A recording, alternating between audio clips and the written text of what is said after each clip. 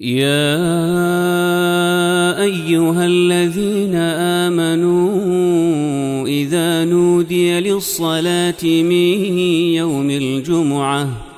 فاسعوا إلى ذكر الله وذروا البيع ذلكم خير لكم إن كنتم تعلمون. الحمد لله رب العالمين، والصلاة والسلام على سيدنا وحبيبنا محمد وعلى آله وأصحابه أجمعين. خۆشەویستان و بەڕێزان، لە وتاری ڕابردووتردا پێشجەژنی قوربان بابەتێکمان باس کرد بە ناونیشانی ڕاگەیاندن و پاراستنی کەسایەتی مرۆڤ. باسی ئەوەمان کرد ئەمڕۆ لە سەردەمێکا دەژین لە مناڵێکەوە تاوەکو بە تەمەنێک، لە گەنجێکەوە تاوەکو پیرێک، لە ژنەوە تا پیاو هەمووی بابەتێکی بەدەستەوەیە و ڕۆژانە تۆ دەیبینی لە ناو ئۆتۆمبیلەکەیدا، لە کاتی نانخواردندا، لە ناو چێشتخانەکەیدا، لە ناو کتێبخانەکەیدا، لەسەر شەقام و ڕێگا ڕۆیشتن و ناو پارک و تەنانەت مزگەوتە هەمووی دەبینی موبایلێکی پێیە. لە ناو موبایلەکەیدا ئەنتەرنێتی پێوەیە و خەتی هەیە و خەریکی سۆشیال میدیایە، بە تایبەت فەیسبوک. بە پێویستم زانی لەسەر ئەو بابەتە گەورە و گرنگە کە پەیوەستە بە ژیانی یەکبەیەکی ئەمڕۆی خەڵکیەوە هەندێک قسە بکەین و گفتوگۆ بکەین، زانیاری بە سوود بەویستی خوای پەروەردگار لە ڕوانگەی ئاینی ئیسلامەوە پێشکەشکەین. وتاری ئەم جارەمان بەشی دووەمی ئەو بابەتەیەوە دەڵێن وەبیللاهی تەوفیق، مرۆڤ بە سروشتی خۆی حەزی بە زانینی شتەکانە. خوای گەورە مرۆڤی بە گشتی وا دروست کردووە حەزی لێیە زانیاری دەستکەوێ، حەزی لێ لە هەواڵی دەوروبەری ئاگادار بێ، حەزی لێ و گوێ هەڵدەخا بۆ ئەوەی نهێنیەکانی دەوروبەری بزانێ. مرۆڤ حەزی لەوەیە شوێنێک نەیبینیوە، ناوی بیستووە و نەبیندراوە حەز دەکا بیبینێ. بۆ زانست جاران خەڵکانێک چەند وڵاتی بڕیوە، کیشوەری بڕیوە، لە ئەفریقا هاتۆتە ئاسیا، لە ئاسیا چۆتە ئەفریقا، چۆتە ئەوروپا، چۆتە ڕۆژهەڵاتی ئاسیا بە دووی زانستە. مرۆڤ بۆ چارەسەری نەخۆشی وڵاتەکانی بڕیوە، مرۆڤ بۆ بازرگانی لەم وڵات چۆتە ئەو وڵات، مرۆڤ بۆ بینینی دیمەنی جوان، بۆ بیستنی قسەی خۆش و نوختە ئامێز دیوەخانەکان هەبووە، شوێنی کۆڕ و کۆبوونەوە هەبوو، خەڵکی لیان کۆبووەتەوە. مرۆڤ حەزی کردووە بەردەوام شتی نوێ ببینێ و بەردەوام هەواڵی نوێ بزانێ. ئەمە سروشتی مرۆڤ. خوای پەروەردگار ئەم حەزەی لە مرۆڤ دروست کردووە و عاقبەتی ئەوەیە کە ئینسان زانیاری تازەی دەست دەکەوێت. چونکە بەڕێزان لە قسەکردنە تۆ زانیاری دوات دەست ناکەوێت. من ئێستا قسەت بۆ بەڕێستان دەکەم، ئەوەی کە دەیزانم ئەوەیە کە پێتان دەڵێم، هیچ فێر نابم. بەڵام بەڕێزل لەوە ئەچێت لە بیستنی ئەم وتارەدا هەندێشتی تازە فێربی کە پێشتر نەتزانیوە. بۆیە مرۆڤ بەردەوام گوێی هەڵخستووە بۆ ئەوەی زانیاریەکانی زیاد بن و هەروە حەزی بە بینینی ئەو شتانە کردووە کە پێشتر نەیبینیون. لە کۆنەوە مرۆڤ هەوڵی ئەوەی داوە بە تایبەت دەسەڵاتدارەکان تەتەریان هەبووە، تەتەریان ناردووە، نامەبەریان ناردووە، دواتر کۆتری نامەبەریان هەبووە بۆ ئەوی زانیاریەکانی خۆیان بگەێنن و زانیاری بێننەوە. مرۆڤ حەزی بەوە هەیە گوێ هەڵخا، بزانێت دەنگ و باسی بەرامبەر چییە، بیبینێ، نهێنیەکانی بزانێ. تەنانەت لە سەردەمی پێغەمبەردا صلی الله عليه وسلم ئەمە لە حەدیثی صحیحی بوخاری و مسلمە تۆمار کراوە. لە صحیحیندا لە بوخاری مسلمە هاتۆ دەفەرمێ أن رجلا اطلع من جحر في باب النبي صلى الله عليه وسلم ومع النبي صلى الله عليه وسلم مدرى يحك بها رأسه. پیاوێک لە پشت دەرگای ماڵی پێغەمبەرەوە صلی الله عليه وسلم لە کونێکەوە، کونی دەرگاکە دیارە دەرگای ئەو وەختە تەختە بووە، دەرگاکە زۆر جوود نەبووە، درزێک هەبووە لە ناو درزەکانی تەختەکاندا. ئەو پیاوە چاوی نابوو بەو درزە و دەیڕوانێ ژوورەکەی پێغەمبەر صلی الله عليه وسلم. پێغەمبەریش لە ناو ژوورەکەی خۆیاتی لەو دیەوە. دەفەرمێ پێغەمبەری خوا صلی الله عليه وسلم مەدرایەکی پێبوو. مەدرا بە کوردی خۆمان واتە تەوقەی بەستنی قژی ئافرەتان. چۆن ئەو تەوقە ڕەشانەی خۆمان هەمومان ببینیمانە هاوسەرەکانمان کچەکانمان بەکاری دێن و لەسەری دەدەن بۆی قژ کۆکاتەوە. دەفەرمێ پێغەمبەری خوا صلی الله عليه وسلم تەوقەی یەکێ لە هاوسەرەکانی پێ بوو کە بەسەریەوە بوو. پێغەمبەری خوا هەڵی گرتبوو، سەری پێی دەخوراند، سەری دەخورا بەو تەوقەیە ئاوا سەری خۆی پێدەخوراند. پێغەمبەری خوا صلی الله علیه وسلم هەستی کرد کەسێک وا لەو دی و دەرگاکەوە تەقەیەکی دێ خشپەیەکی دێ ئاوا سەیری کرد کابرایەکە چاوی ناوە بە درزی دەرگاکەوە و سەیری ناو ژوورەکەی پێغەمبەر دەکات صلی الله علیه وسلم. پێغەمبەری خوا فەرمووی دەرگاکەی کردەوە کابرا تەریق بۆەوە سەروەر پێی فەرموو لەو ئەعلەم ئەنەکە تەنظڕنی لەطعنت به في عینیکە والله ئەگەر دەمزانی تۆ ئاوا چاوت بە درزی ئەو دەرگایەوە ناوە و دەڕوانێ ژوورەوە بۆ ئەوی لە نهێنی ئەم ژوورەی من تێبگەی و بزانی چ باسە ئەم تەوقەیەم لە درزی دەرگاکەوە لەو درزی تەختەیەوە دەکردە دەرەوە بۆی بچێ بە ناو چاوتە چاوتم کوێر دەکرد ئینەما جوعیل الئذن من ئەجل البەصەر بزانە بەڕێز لە دەرگادان ئیزن خواستن بۆ ئەوەیە چاو بپارێزرێ تۆ مافی ئەوەد نییە بڕوانیە ئەو دی و نهێنیەکانی خەڵکەوە. تەماشاکە لەم حەدیثەوە تێدەگەین کە پێغەمبەری خوا صلی الله علیه وسلم حرامی کرد کە کەسێک بڕوانێ بۆ نهێنیەکانی ئەو دیوی کەسێک کاتێک کە دەرگای پێوەداوە. دەرگا داخستن واتە بۆ نمونە فەیسبووکەکەی تۆ بابەتێکی تایبەت بەخۆتی تێدایە سۆشیال میدیاکەی تۆ بابەتێکی تایبەت بەخۆتی تێدایە حرامە کەسێک ئەم بابەتە هاک بکە حرامە بچێتە ناو میدیاکەی تۆوە سۆشیال میدیاکەی تۆ بزانە شتێکی لێ دەربکە واتە تۆ دەرگال لێ داخستووە خۆت بڵاو نەکردوتەوە حەز بە پاراستنی نهێنیەکان دەکەیت وەوە پێویستە عقوبە بدرێ. پێغەمبەری خوا صلی الله علیه وسلم ئەو وشەی بەکارهێنا فەرمووی تەوقەکەم ئەم ئاسنەم دەکرد بە چاوتدا واتە ئەو کەسانە پێویستە لە ڕووی یاساییەوە سزایان بۆدا بندرێ و بەڵگەشە لەسەرەوەی ئەو پیاوە لە سەردەمی نبووەت و پێغەمبەرەتی حەزرەتی محەممەد صلی الله علیه وسلم کەچی هێشتا حەز بە نهێنی دەکا چاولێ سروشتی مرۆڤ هێشتا حەزی بەوەیە لە درزێکەوە بڕوانێ و بە نهێنیەکان شارەزا بێ. بۆیە پێغەمبەری خوا صلی الله علیه وسلم ئەمانەی قەدەغە کرد لە ئیسلامدا مسلمان دەبێ سەیری تایبەتمەندیەکانی شەخسی خەڵکەکانی تر نەکا و حەقی نەبێ بە سەریانەوە. لە صحیحی بوخاری مسلمە هاتووە دەفەرمێ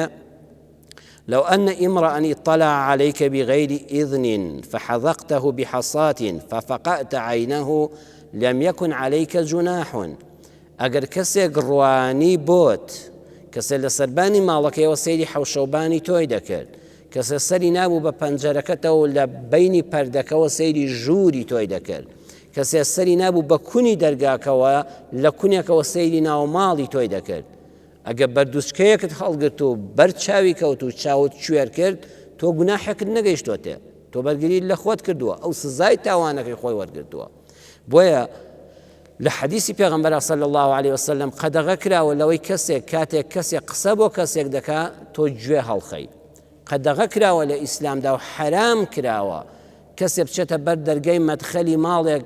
یان پەنجەرەی ژووری دانیشتنی میوانیان کۆمەڵە خەڵکی قسە دەکەن ئاوا گوێ هەڵخا و خۆی بێهەستکە بزانێ لەو دیەوە چ باسە یان دوو کەس قسە دەکەن و سەریان بە یەکەوە ناوە نهێنیەکی خۆیان باز دەکەن تۆ گوێ سووککە و گوێ هەڵخێ و بێت چرپە بتەوێ ئامانجت ئەوە بێ شتێک لەو قسانە هەڵکڕێنی. پێغەمبەری خوا صلی الله علیه وسلم فەرموویەتی هەر کەسێ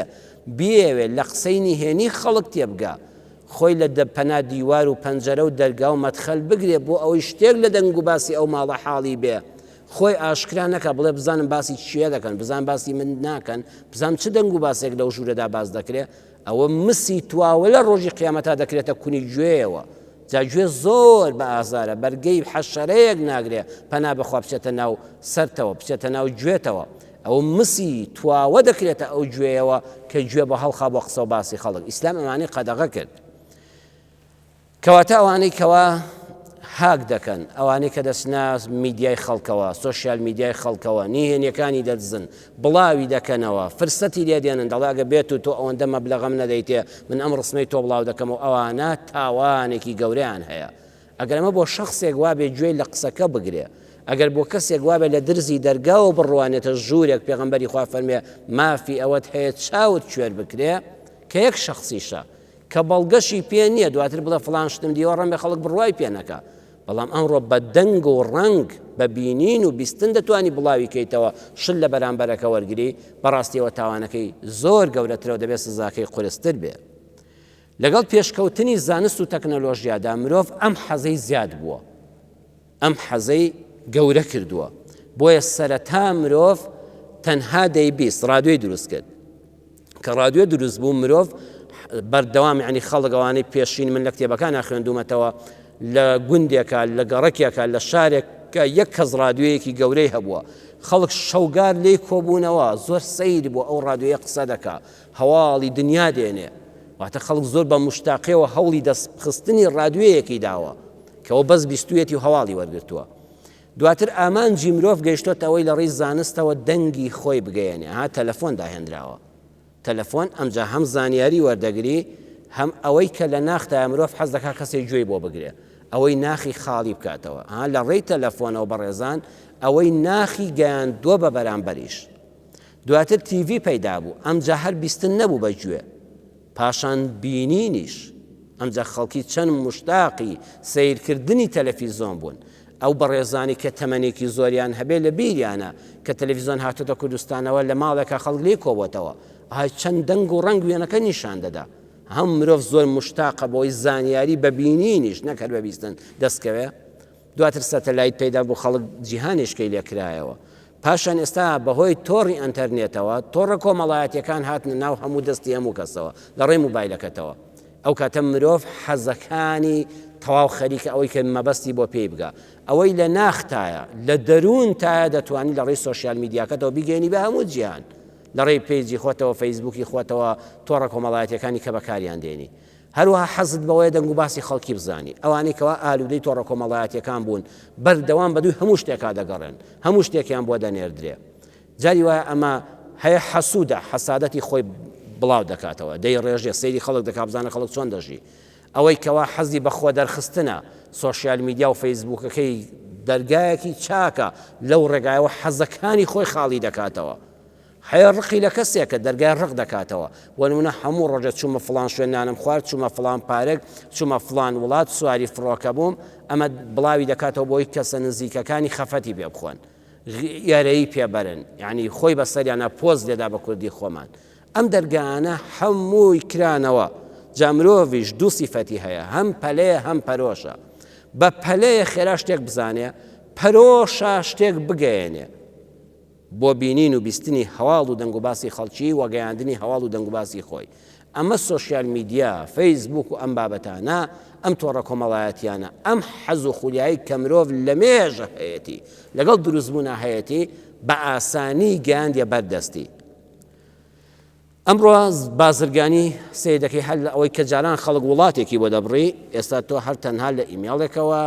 لە ڕێی سۆشیال میدیاکەی خۆتەوە لە فەیسبووکەکەی خۆتەوە چەندین مامەڵە دەتوانی بکەی شت دەبینی دەیکڕی پارە حەواڵە دەکەی و شتەکە شت بۆ دێ پاشان بازرگانیکردن چارەسەری نەخۆشی ئەشیع و هەموو دەرشتەکانی خۆت دەنێری لە وڵاتێکی ئەوروپیدا لە ئەمریکاوە ئەی بینن و چارەسەرت بۆ دادەنێن زانکۆ ئێستا زۆربەی خوێندن کۆرسات هەمووی لە زانکۆکانی جیهانیەوە تۆ لە ژوورەکەی خۆتەوە بە بێەوەی لە ماڵپشتی دەرەوە لە ژوورەکە دەرگاکە بکەیتەوە هەموو زانکۆکە دێتە ناو ژوورەکەی خۆتەوە کەواتەوەی جاران مرۆڤ بە قاچ بە دوویدا دەگەڕا گەڕیدە بوو بۆی زەریاکانی دەبڕی دەچۆ ئەو دی زەریاکەەوە بزانێ ئەو بەرەوە چی هەیە چه وڵاتێک هەیە تۆ هەمووی لە ناو موبایلەکەی خۆتا هەیە لە ناو سۆشیال میدیاکەی خۆتدا هەیە جا ئەمە بەڕێزان ڕەن بە یەکێک بڵێ وەڵا خراپە بڵێ بەڕاستی ئەم تۆڕە کۆمەڵایەتیانە خراپن یەکێ بڵێ وەڵا باشە ئێمە دەڵین لە ڕوانگەی ئیسلامەوە ئەم سۆشیال میدیایە ئەم فەیسبووکە ئەم تۆڕانی کۆمەڵایەتی ئامێرێکن خودی خۆیان نەچاکەیان هەیە نەخراپەیان هەیە ئەوەی بۆی بەکاردێنی ئەو ئامانجەی بۆی بەکاردێنی یان چاکی دەکا یان خراپی دەکا دەکرێت هەر ئەو فەیسبووکە بۆ چاکە بەکاربێ و بۆ خراپە بەکاربێت تۆی هەڵی دەبژێری بۆ کامیان بەکاری دێنی دەچینە خزمەت قورئان قورئانی پیرۆز ئاماژە بەوە دەکا شتەکان لە خودی خۆیاندا هەم چاکەیان پێ دەکرێت هەم خراپەیان پێ دەکرێت لە سوڕەتی یوسفدا خوای پەروەردگار لە سێ جێگادا لە ئاەتی 18 سوڕەتی یوسفدا لە ئاەتی 27دا لە ئاەتی 93دا بەڕێزان سەیری قورئانکەن لە سێ شوێنە باسی قەمیز دەکا باسی کراسەکەی یوسف دەکا ئەم کراسەی یوسف بۆ سێ مەبەست بەکار هاتووە لە سوڕەتی یوسفا جاری یەکەم براکانی یوسف کە یوسفیان بە فێڵبازی و بە تەڵەکە لە دەستی باوکیان دەرێنا و بردیان خستیانە بیرەکەوە ئالەو کاتەدا کە ئێوارە گەڕانەوە وەجاءوا على قەمیسه بدەم کەذب کراسەکەی یوسفیان لەبەر داکەن بوو بە بڕووتی خستیانە ناو بیرەکەوە کراسەکەیان هێنا حیوانێکیان سەر بڕی و خوێنەکەیان تێ هەڵسوو چوونەوە لای باوکیان و بەشین و بابەڕۆ و گریان و هات و هاوار وتیان باوە گیان یوسف گورگ خواردوێتی ئەوەش کراسەکەیەتی ئەوە خوێنەکەیەتی پێوەی ئەوە کراسەکەمان بۆ شاهیدی هێنایەوە و گورگ بردی و کراسەکەیمان لێ سندەوە و ئەوە خوێنەکەیەتی سەیریکە ئەم کراسە بۆ چی بەکارهات ئەم کراسە بۆ درۆ بۆ چاواشەکاری بۆ بوختانکاری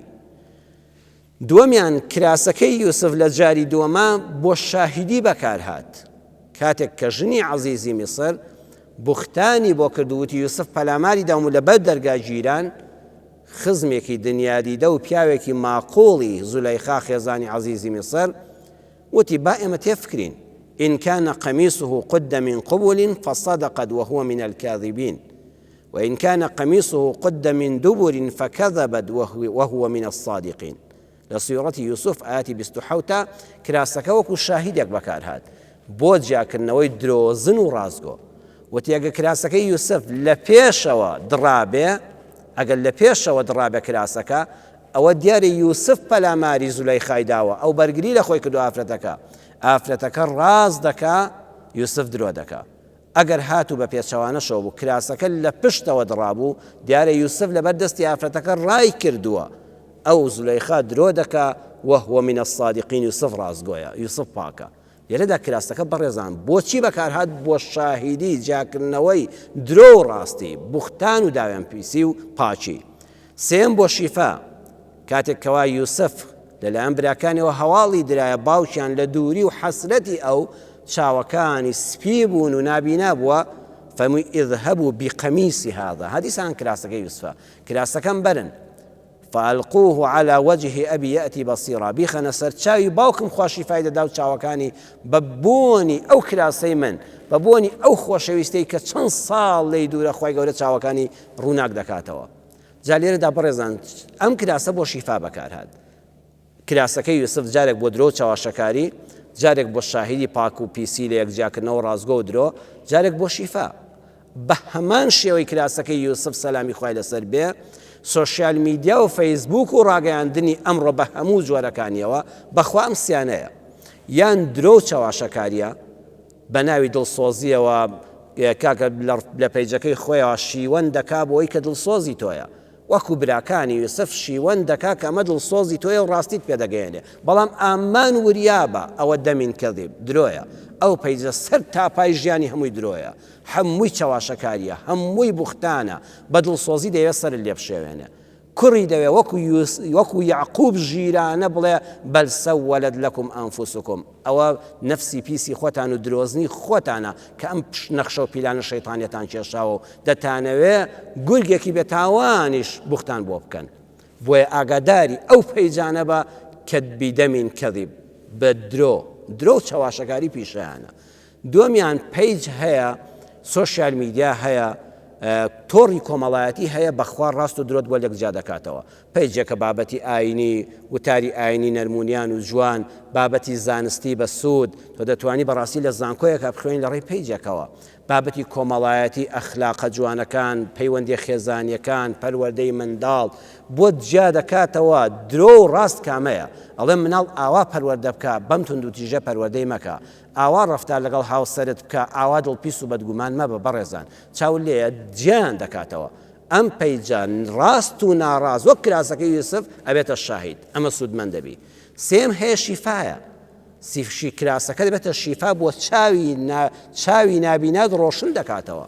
چاو بەڕێزان هەر ئەوە نییە ببینێ بەرپێی خۆت ببینی زۆر خەڵک دەبینی بەم شەقامانەدا دەڕوە ئۆتۆمبیل لێ دەخڕێ ئەچێتە فەرمانگە ئەچێتە بازرگانی ئەچێتە خوێندنگا و زانکۆ بەس وەڵڵاهی نابینا بووە یعنی ئەوە نییە بڵێ دەکەوێت بەسەر شتا بەڵام چاوی تاریک بووە بە ڕووداوەکان ستەمی لێکراوە غەدری لێکراوە مافی خوراوە سەری لێ شێوێنراوە چاواشە کراوە باش پەروەردە نەکراوە لەلایەن دەوروبەرەوە لەلایەن حکوومەتەوە لەلایەن ڕاگەیاندنەوە بە هەمووی فەقیرە بەرچاویان تاریک کردووە چاویلکەی ڕەشیان کردووەتە چاوی ئالەو کاتەدا پەیجی وا هەیە شیفایە کە گوێت لە وتارێکی ئاینی بە سوود دەبێ بەر چاوت ڕۆشن دەبێتەوە ئۆخەی حەسامەوە کە سەیری خەریکە خێزانت لێی جا دەبیتەوە سەیری یەک وتار دەکەی کە باسی مافەکانی ژن و مێرد و بەهەشتی خوایی بەیەکەوە و لێبوردەیی لە خێزان و تەعاملی پێغەمبەر صلی الله عليه وسلم لەگەڵ خێزانەکانیان چۆن بووە ئەو ئینسانە ئاوێک دەکرێت بە دەرونیە والله چاوی ڕۆشن دەبێتەوە کاتێک کە لە ژیان ناومێدە خەڵک هەبووە خەریب و بچێتە بەر پەتێک کە هەڵی واسیەوە خۆی بخنکێنێ دەماچەکەی لەسەر سەری بۆ خۆی بکوژێ و توێتی باگوێ لە چەنایەتێکی قورئان بگرم فیترەتی بە ئاگا هاتوێتەوە سبحان الله گوێی لە چەند وشەیەکی بە نەرق وتارێکی نەرمونیان و لێبوردەی و دەرگای ڕەحمەتی خوا بووە سبحان الله پەتەکەی لێ کردوێتەوە بەرچاوی ڕووناک بووەتەوە بۆتە شیفا بووی دەی تۆ دەتوانی لە ڕێی سۆشیال میدیاوە لە ڕێی پەیجەوە لە ڕێی فەیسبووکەوە ئەمە بەکاربێنی ئەتوانی بۆ درۆ بەکاری بێنی بۆ جیاکردنەوەی ڕاست و